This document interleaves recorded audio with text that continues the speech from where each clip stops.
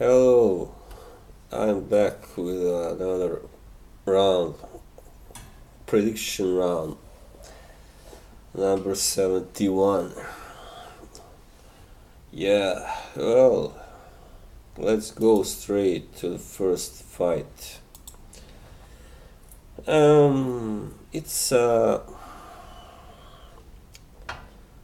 heavyweight showdown between Derek Chisora and Carlos Takam. Chisora is well, having some sort of a comeback, but of course he is no longer,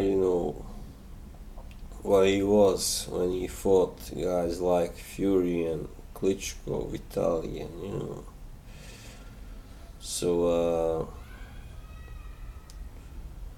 yeah, while Carlos Takam, he has had several high-profile fights lately, against Povetkin, Joseph Parker, and Anthony Joshua. His last fight, of course, in October, and he did really well, against Joshua. I mean, he gave him his first tough fight. Actually, it was the first time Joshua had to also go beyond 8 rounds and or 7 even. And yeah, so Del Boy Chisora, he has wasted away a lot of his prime and natural talents. He's 34, but he's an old 34, and he lost to a guy called Agit Kabayel in his last, not the last, but second last fight. And this guy is he's a European champion, but he's not really, a world-class fighter. So I think Takam still has enough, I mean, too much for Chisora, because Chisora can stop him, of course. That I don't see that happening. There is no way. While Takam, I think, can stop Chisora. He hits hard enough, of course, and he is a very strong guy, and he's got 27 KOs on his record, 35 victories altogether. So I think even though he's fighting again at hostile ground at O2 Arena, he has, I think he will break Chisora down, and with his constant attack and his strength and all that power, and well, I think Takam will win by a TKO in the 8th round. That was my prediction that I made at this group. Anyway, I think it will happen somewhere between the 8th and 10th. And well, Chisora hasn't been stopped that many times, but he has been stopped. He was knocked out by David Haye, and then he quit against Tyson Fury, of course, after 10 rounds. So he he just doesn't have anything more to give in a serious fight, Chisora. So I'll be surprised. Of course, it's possible that Takam shows up, perhaps doesn't fight the best fight of his life, and maybe Chisora gives it all that he's got, and maybe he can get some sort of a hometown decision. But I hope not. I don't think that's very likely, So at this point, we have already seen the best of Derek Chisora. So Takam wins by a TKO. eighth round, let's say. Yes, and then there's another heavyweight fight between a British heavyweight and a non-British heavyweight. It's Dillian Whyte versus Joseph Parker, and this is the better fight, really. Well, this I can see this, being going either way, because Whyte, of course, is more prime than Chisora, and he's a stronger guy, and can punch also harder, much harder than Chisora that can.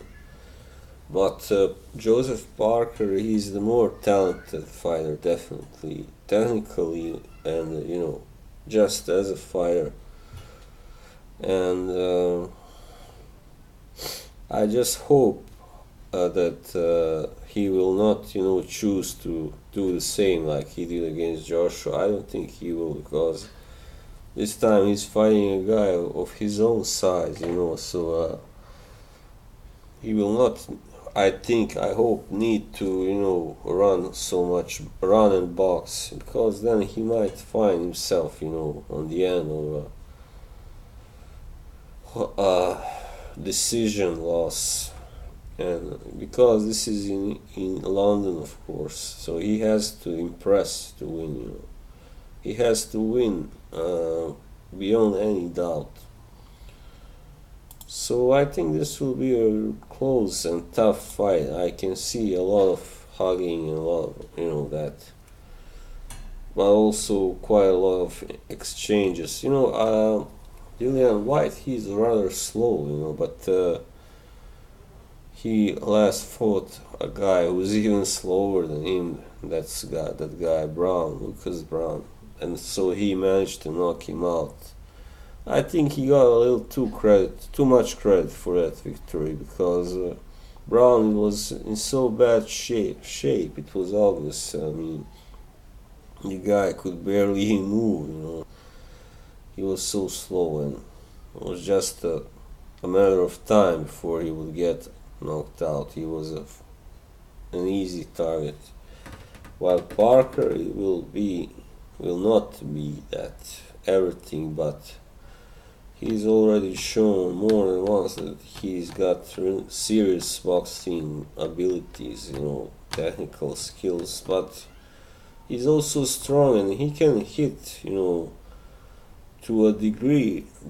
I wouldn't call him a devastating puncher, but he can hit definitely enough to, hurt you and stagger you, and if he follows it up well enough, then he can get you out. He can get Whyte out, but I don't think that will happen. Whyte has only been knocked out, and that was a really bad knockout by Joshua, of course, by a monster uppercut. And of course Parker doesn't have that kind of power, mostly because he isn't as big, as Joshua, and he just isn't that kind of fighter. He's more like a guy that breaks you down, and he's more like a volume puncher. While Whyte, he does have power, but I don't think he's he hits as hard as Joshua does. On the other hand, and he's got 17 KOs in 23 wins, so that's rather good. But he was unable to stop Chisora, of course, and he wasn't even close to doing that. And he, aside from Brown, he didn't really knock out anyone that is,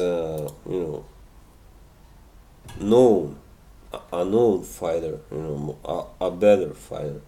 Let's put it that way. So, yeah, I think those people who are predicting Whyte to win are, they have been sold too easily by that one KO of Lucas Brown. So this time it will be much more difficult for Whyte. So I think it will go the distance, and Parker, I think, wins, unless there's some kind of political bullshit and that he gets robbed. But I think he will win at least. But I think it will be most likely not a unanimous decision, perhaps a split decision, because I do expect the fight to be kind of close and competitive. So Parker by split decision. And then there is Louis, one more heavyweight fight, and then we'll go to something else. Luis Ortiz is fighting Razvan Soyanu, and Ortiz is coming off his first loss, of course, a brave loss to Deontay Wilder. Yeah, Ortiz is not getting any younger, of course, but he's still physically formidable, and he's still a good boxer with power, of course, real knockout power. So he's fighting again a bigger guy than himself. This guy Soyanu is even taller than Joshua, 6'7.5". He's got a reach of 81 inches, while actually Ortiz has a longer reach, 84. So that's kind of lucky for him, I guess. I think, of course, Soyanu is just a European level fighter. He's lost to Joseph Parker handily and was also knocked out by Donovan Dennis, who I've really never heard of before. So Ortiz will handle him pretty easily, I think.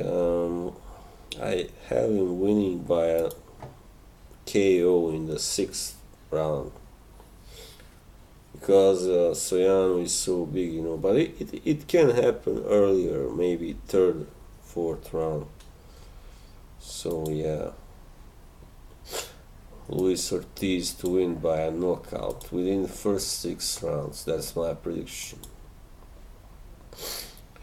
And then another really good fight is Mikey Garcia is fighting Robert Easter Jr. Both guys are undefeated, of course, and Garcia is 38-0, and Robert Easter is 21-0. But of course, Garcia is the puncher here, clearly. Yeah, it's for 2 titles actually. It's a world title unification bout, the IBF and WBC lightweight titles. Easter is the IBF champion and Garcia the WBC champion. Well, what can we say? Of course, I don't think Easter is much taller than Garcia. He's 5'11", while Garcia is 5'6", I believe. And yeah, so that may work to his advantage, but I mean, not getting knocked out, I don't know, really,